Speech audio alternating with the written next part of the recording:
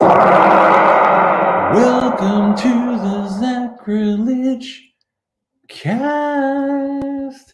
Happy 2022. I haven't recorded an episode in like a month, so I had the idea that while my wife is doing her workout that I would just sneak one in. And I'm used to doing my shows at night, so I have totally not figured out the lighting in here, not at fucking all.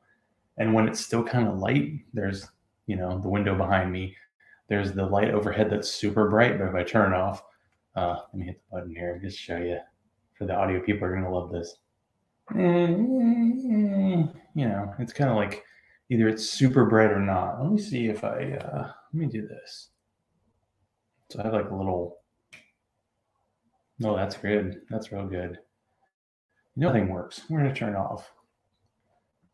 We'll turn on the bright light. Fuck it. We'll go bright light. Anyway, so I want to thank every guest who I had on last year. Kind of top heavy. Ended up like not really having introducing Comcast. No idea why there's audio all of a sudden on my computer. Ooh, I can hit the off. There we go. That's what you get when you're sharing a conservative-leaning newspaper. Well, actually, any major media outlet, you're going to get some kind of audio or video pop-up. Consent 2022. No one's really a fan. At least anyone who's got any dollars on the line here. So thank you to David Fitzgerald. He was my last official guest of the year. I should actually start reaching out to people, but I wanted to post something. So what I'm going to do is the lazy, hey, here's all the guests I had last year. Plus I'm going to do one article first. So this is from the New York Post, which is, of course, in the pocket of big, not truth. Truth is okay. Just not something you should do on a regular basis. So this article is called "The Stars Who Got Canceled in 2021." And I think it'd be a really boring YouTube algorithm butt-kissing thing to do is to talk about cancel culture, because everybody talks about it and no one really defines what it is. Like CRT or, many subjects that have become big in 2021. So I just thought, why not go through these people and see just the wide range of cancellations? Like people who you hear about and you go, oh yeah, that person really should like live in a hole for the rest of their lives. Or to someone who's like, oh yeah, this person had a bad 30 seconds and made one dumb decision that somehow is exactly the same. So, of course, we're showing Chrissy Teigen and Dr. Seuss, who are equally guilty. Look at that. See the pop-up? Isn't that beautiful? So let me see if it's all on here. So Matt Damon, first person on here. So Matt Damon showed up because, Dave Chappelle. I should have done content warning before I showed him. Much like when Hassan Abi shows Ted Cruz. Please warn people in advance. So what did Matt Damon do? He admitted that he used the F word, and that's the word that people in England use when they want to smoke a cigarette for a homosexual. He just said that he retired using that term. Now, did he actually use it in regular basis? Was it something he used growing up as a kid? We're real easily influenced when it comes to those kind of things. Or is it something that he said as recently as, 10 minutes ago before he recorded that really bad cryptocurrency commercial that's all over the place these days? So, of course, the question is with any cancel culture situation, so did someone actually get consequences for their actions? Well, I don't think so. He did a movie that, multiple movies that came out last year. I don't think I've heard of anything regarding any of his career being hurt at all. So I think, White Girl Summer or White Boy Summer is about to happen for one Matt Damon. We will not make any similar comments regarding Dave Chappelle. So Dave Chappelle had his last comedy special with Netflix, where he basically said he was Team Turf. And that's all you need to hear. If someone says that, you believe them and you don't have to defend them unless you're been a friend of his for 30 years. I mean, Patton Oswalt, the comedian, also got in trouble for kind of defending Dave Chappelle because he opened for him, and they're friends. They've been friends for a long time. If I had a really good, like 30-year friend, and this probably changes when you're super ass famous and worth millions of dollars, and all of a sudden, and in Dave Chappelle's case, definitely not all of a sudden, you say, I'm Team Turf, and you're basically in favor of bigots, you would, hopefully be worthy of having a conversation. Because someone who's super rich and famous like Dave Chappelle, not going to have like a deep conversation with someone they don't know that well. And of course, when you get attacked and you're a comedian, all you got to do is say, well, it's comedy, which should be funny and shouldn't be punching down. Although I don't think Dave Chappelle totally understands the whole point of punching up, punching down, but that could be another celebrity thing. But in any case, he did a special. He got paid a shit ton of money for it. He's still touring, getting paid a shit ton of money.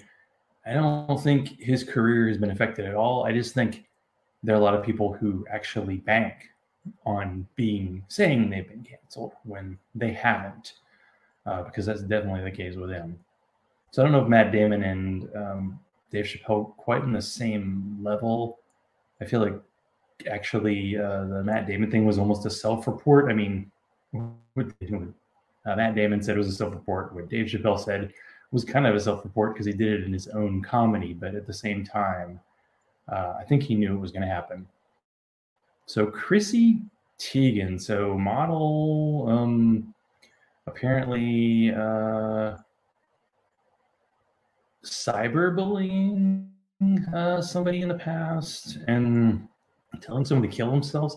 That sounds pretty rough, and I'm just guessing that based on my limited knowledge of this case, that Chrissy Teigen is totally fine. I believe she quit Twitter, which honestly is probably a sign of actually good mental health. So I don't even know if I can get any further into this because it's just I don't really, in terms of celebrities who are famous for being models, and I know, okay. But if you do bully somebody, maybe there should be some consequences to it. But I'm guessing in this case, just being called out as a bully means you're being bullied. I think that's how it works now. Man, New York Post is crushing it. So Andrew Cuomo. So there actually is a case, 2 in a row coming up here, of someone actually having consequences. Now, he didn't have consequences in the moment. He got a bunch of people killed in New York because he didn't really treat COVID very well. So boo to you there. And then he ended up, I think he lost a book deal, which was a ridiculous book deal. It was just crazy money. Even J.K. Rowling, I don't think she's on that. Maybe she's on the list. Has gotten a deal as good as this. So yeah, lost a job. Still has a lot of money, probably will run for office soon. I mean, when it comes to Republicans who get into trouble that should have consequences, there are almost never consequences. And with the Democrats, usually you go into timeout. So that's my assumption of what's going to happen with Andrew Cuomo for all of his sexual proclivities. Now, Chris Cuomo is his brother who worked for CNN. And by the way, Andrew Cuomo, former governor of New York, Chris Cuomo, former CNN anchor who had his brother on a lot. Everybody was in love with both of them. Oh boy, someone from some kind of Russian bot's on my case today. Yay, that's the first person I've had in my chat room in 7 episodes. Don't worry, I'm never going to get an ego over this. So yeah, Chris Cuomo apparently covered up for his brother, gave him information on women who were talking about him and saying that he had done bad things. And as a result, nothing happened. And then as a result, he lost his job. Is that cancel culture? I think it's consequences for your action. And really, it's consequences for your action if it gets in the public eye and if it lasts in the public eye for more than a week. Because that governor of Virginia who did the blackface, he just ignored it for a month and then it eventually went away. And that's, kind of how things go, with the JFK conspiracy, with the January 6th, if you want something more recent. Eventually, we're just going to stop giving a shit. Sort of COVID, too. We stopped caring about whether people lived or died, and we just want to go get a sandwich and go to a football game and I don't know, go get a massage. Like people are gonna die. It's okay. So Chris Cuomo got the boot for covering up for his brother, and then a bunch of like content creators actually said, yeah, I would break the law to defend my brother. It's like, people that we should probably keep a closer eye on for the future. Dr. Seuss. Now, my God, I mean, Dr. Seuss, like that's like that picture. It's like, who is this? I've never heard of this person. It's funny because, when you're like a children's author and you know his books and you're like familiar, if you see one, you'll know it. You don't know what the guy who wrote it looks like. You have no clue whatsoever. No idea about his own like personal proclivities. So it was a dumb controversy. So clearly that's when the Republicans jumped all over it, and the reactionary types, that 6 of his books were basically just voluntarily not published anymore, and not including his more popular stuff. But he, he wrote about stuff in the 40s through the 60s. So you know what? People tend to be a little racist and sexist in that time. Man, I got like 2 randos in the chat room. Hi, randos. This is what happens when you record at like 5:45 on a Wednesday. Is it a Wednesday? I don't even know. Days don't matter anymore. In any case, 6 of his books aren't being published anymore. The people who are publishing the books are still making a shit ton of money. They're going to be okay. Dr. Seuss's books will exist forever. And you know what? I think it's a good sign when someone has content that is controversial and will cause harm and pain. People don't seem to care about that much anymore. It depends. Actually saying, you know what, this content came out, it's not good anymore, let's get rid of it. So a voluntary cancellation, does that count? Now, Armie Hammer, honestly, I don't, attractive guy, but do I know who he is? No idea. So apparently a movie star accused of violently raping an ex-girlfriend. So a guy who says the F word, and then someone who's accused of raping someone on the same level, according to this article. At least it's all under cancel culture. So this is of course, allegation of sexual assault. As a result, this guy has lost movie roles, or I think he may have dropped out. So, he didn't get kicked out of a movie. He actually dropped out himself. That's something that would be interesting to see with cancel culture. Like, are you canceling yourself, like this guy dropping out of a movie, or are you actually getting like fired for it and you can't get work as a result of it? And are these consequences that are happening because of something you've done, or these consequences are happening because of something that people think is bad and you don't? I would think when it comes to sexual assault, people could agree, except for people who support David Fitzgerald still. That really aged well, guys. Good call. Yeah, I think we can pretty much universally agree. Maybe this guy shouldn't be in movies, maybe for the rest of his life. And if he's such a big star, he's probably got enough money saved up. Mike Richards, what a lovely time Jeopardy had. So Jeopardy, when Alex Trebek died, they were looking for a new host. And they ended up deciding that the person who was best for the job was a guy who was like an executive producer already. But as soon as he got that job, people started talking about how he made sexist comments. I feel like it was a little more harsh than that. I don't think he just said sexist things. That always comes up as like he said, she said type situation. It seems like it was a little bit more intense. But in any case, the guy got the big gig, and then he ended up losing it.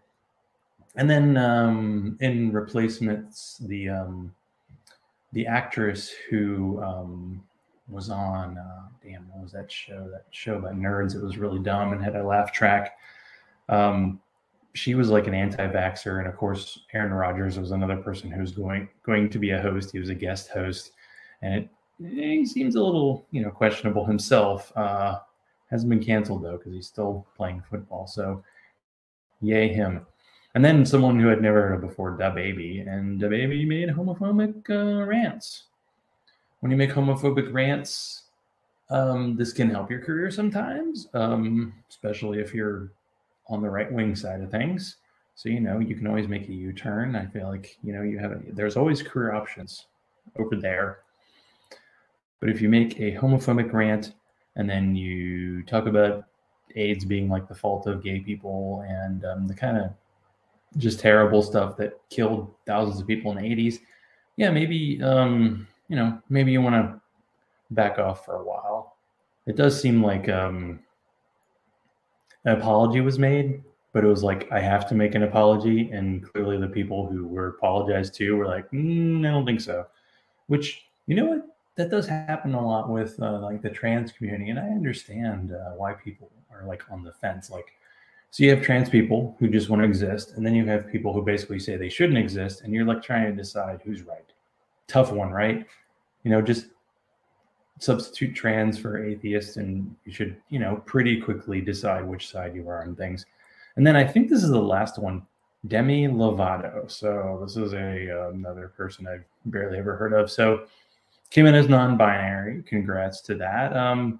Got backlash when they, use the right pronouns, people, blasted a frozen yogurt shop for having sugar-free products. So this is somebody who fought with, I'm guessing, eating disorder, weight issues, and I guess got triggered over sugar-free options. Like, I don't know, would you get triggered by sugar-free options or the fact that they didn't have sugar-free options? Like when I saw this, I was just like, okay, first of all, this doesn't fit with anything else that you showed.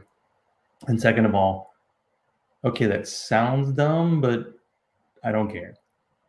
And ultimately, it doesn't hurt anybody except the person who did it. It's like just such a weird celebrity culture in general is just such a strange thing. And the fact that we give so much attention to it, just, it's a boring rant, but it's a standard rant. And I think my cat's meowing outside, so that's fun.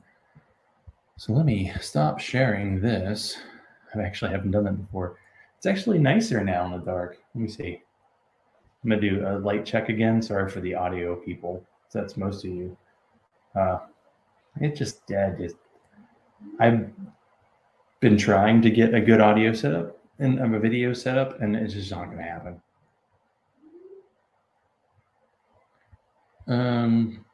So what I wanted to do was talk about the guests I had on this year, and then in hopes of me having, if not as good, maybe better guests this year, or maybe more I could probably do.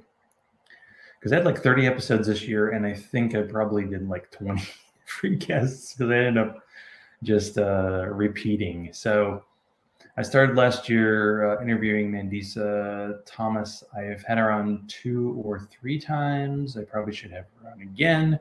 There's a new Black Non-Believers podcast, YouTube show coming up. And when I talked to her, I think both times it's been like, people from the Black Non-Believers, they should be, they should be on like she should have her own show. She shouldn't be on other people's shows. She should create her own content. But she does so much work that I believe it's someone from the Black Non-Believers who's doing it. Don't take my word for it. Just look at Black Non-Believers on YouTube. And unlike some searches I've done on YouTube lately, you will find what you're looking for. Jeannie and Deborah returned. Love you, miss you. RIP to Monkey. Bryce Blankenagel, still talking Mormon, still doing a bunch of different content stuff. And honestly, with his deep dive into Mormonism, that's something you really want to check out if you're into it. It's like, how much into Mormonism are you? You can probably find a show of his where it's like he can cover it in like 5 hours or he can cover it in 500 hours. Up to you. Atheist Nomads, congrats on 400 shows. Not many people have done that. And some who have, few have cared. That's sad. But just a standard atheist podcast, which you think there aren't many of them, but there always are more. And that's good. Of course, Chris Podunk, I think I probably had him on the show more than anyone else last year, so don't need to mention him just yet, right? He'll come up later. Ethan Michael, thanks for the webcam. Makes me look as good as I can look without my fucking light issues. Good luck with the new cat. Hemant Mehta, I think the friendly atheist, mentioning Jeopardy earlier, he was a guy who actually was on Jeopardy and won. And of course, he is the nonstop atheist content monster. He's just flooding your timeline with atheist content. Good stuff. And on Casey Brink says, Secular Coalition for America. Jessica Bloomkey, Grief. Hey, if I'm going to have one guest from a podcast, I might as well have the other, and they better be separate so I could just spread out the goodness. So sidekick or partner on the Friendly Atheist podcast. And I had one comment on the interview on the YouTube page, like talking shit about her, and I think it was just because she was a woman, and it's like, come on, just fuck off with it. In 2022, watch the TV show Succession and just say fuck off to assholes. I'm getting more and more into that. Like I used to, let's have a debate or let's have a battle of ideas, and fuck that. Ideas are nothing compared to like just your own mental sanity. So there you go. Trevor Pullman of Believe It or Not and a cat person. So of course on my good side. Neil the 604 atheist. If I'm gonna get high with an atheist, he's the one because I think he has all the expert. Allison Gill of American Atheists still getting their email, so they're still crushing it. So I had episode 250 last year. I called it Pope Dawkins. It's just amazing. Like when someone has been like a well-known person in the atheist community and they consistently shit on trans people as much as Richard Dawkins does, and people still defend him and still take his non-scientific points about trans people, and just an issue that he should just shut the fuck up about. That's it. Bigots, fuck off. Did I say that already? Probably needs it more. So Sarah Ray, I had Sarah on the show last year, and she was instrumental in the Polk County Atheists, which was like one of the best known atheist groups, I think, in the country. She has since moved to Denver, okay with the recent fires that happened there. But yeah, the Denver atheist community is about to, in any case, godless heathens, more Atlanta people I never see in person. And sadly, I mean, these are like fellow atheists who live in Atlanta, also drink beer, just due to COVID and other bullshit. Never get to see them, which is sad. Had Chris on again. What is that all about? Man, when I get lazy, I just bring this dude on and we drink beer, and it works. So Robert Stanley, Right to Reason. I think that's a show you should check out, but for some people, you will have a limited tolerance for it because he does have a lot of people with bad opinions and then bad opinions who don't really have a good reason to have them, it seems. You're going to have the Christian apologists. They're going to exist till the end of time. But then it's like people with bad opinions about like the anti-CRT, anti-woke types. He likes them, or at least likes to talk to them, and makes for interesting content at time, but two people yelling at each other gets tiring after a while. Brent Lee of Apologetics back on the show. Nice to see him. So I had an episode that referred to space dicks. Of course, I'm in favor of that. So I snuck on. I've been like co-hosting with Chris on his Podunk show, but I started like co-posting his stuff as my podcast, and I just, after a while, I was having issues with YouTube, like getting it to work. And then also I was like, do I really want to post this as a podcast when he does his own podcast? Just go to his feed. In any case, Candace Gorham, she had a book about atheists and dealing with grief, and she dealt with her own grief in the book. This is before the book came out. It came out last October. You should check it out. We all deal with grief. We're all going to deal with a lot more grief this year because people don't care if people get sick and die. So check it out.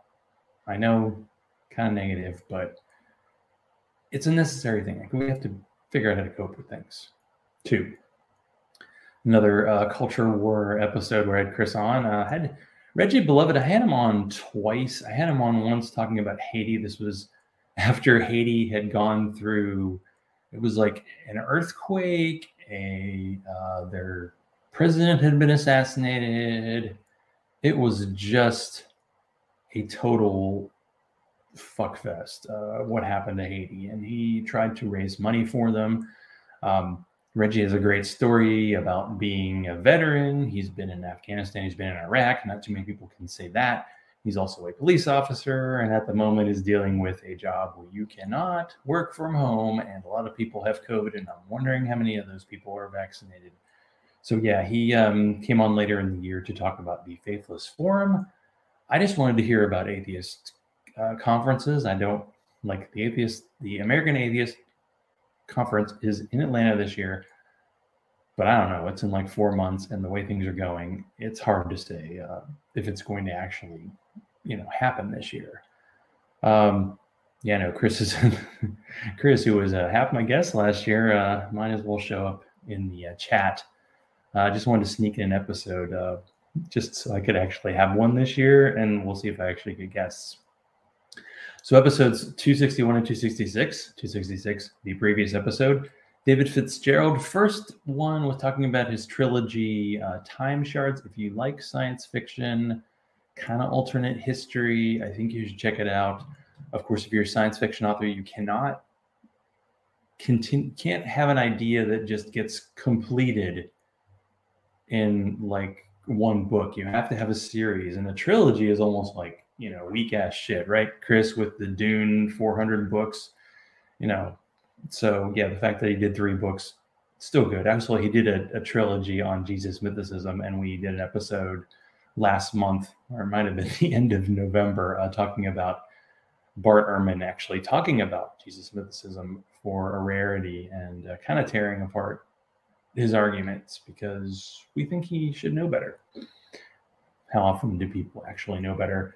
So I brought Corey Diggs back on, and she's awesome despite her terrible taste in football teams. Please move on from the Giants. I'm just, you got to have mental health, right? And to just purposely root for a football team that sucks, come on.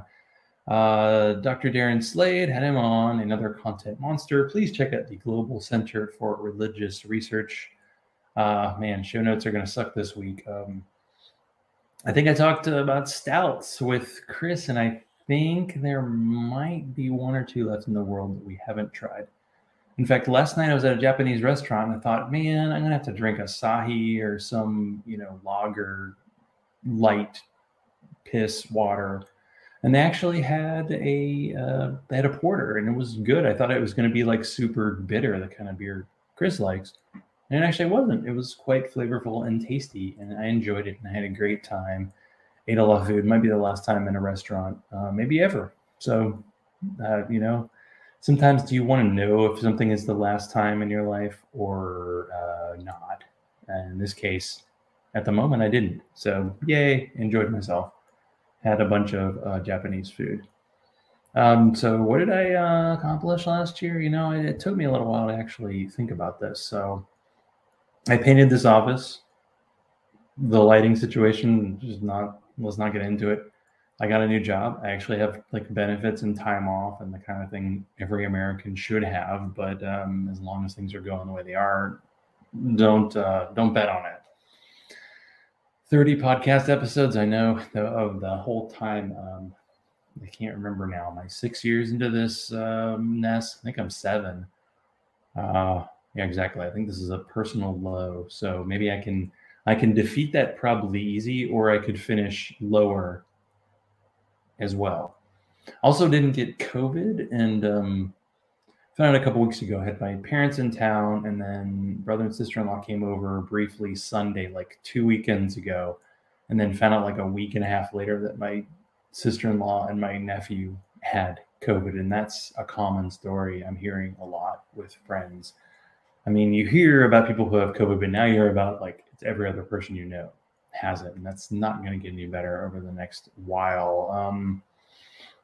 So that's probably enough in terms of content for this week. So let me just finish up the episode. So my live read. I've actually been getting into. This was a podcast called "Death Is Around the Corner." It's so appropriate, right?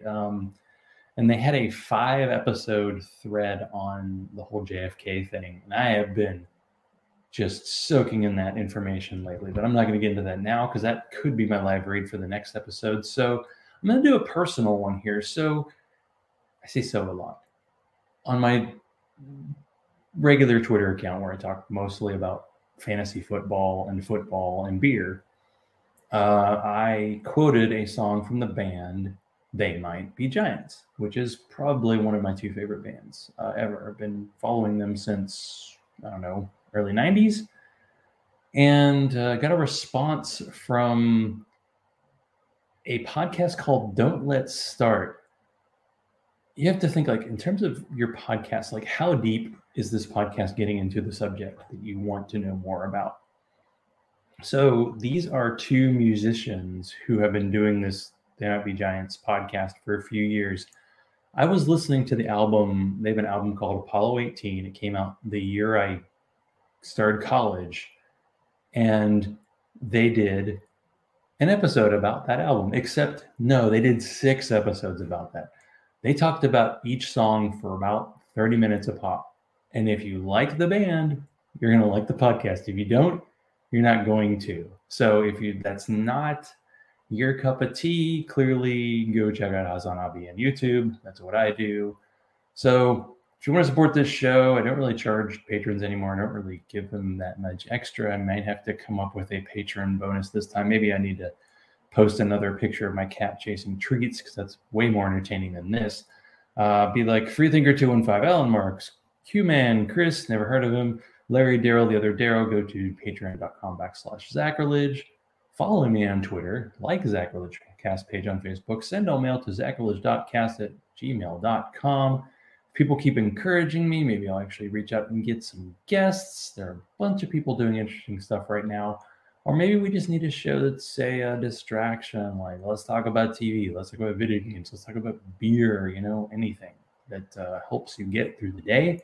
So thank you to the listeners and watchers, even the weird spam ones and the weird non-spam ones. Until we meet again, let's continue the conversation. And